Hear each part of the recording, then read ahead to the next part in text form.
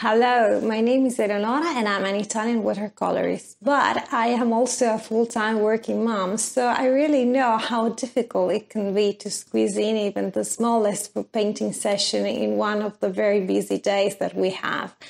But what if you have just 30 minutes? Is it possible to get out something good even from that short amount of time? Sure it is. So follow me in this class because I will change your point of view.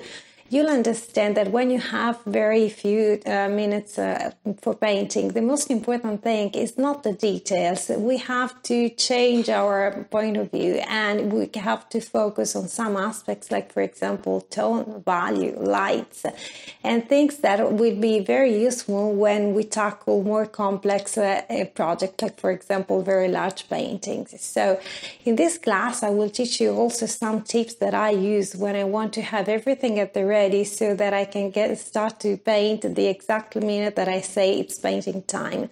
So are you ready for this? Let's join me.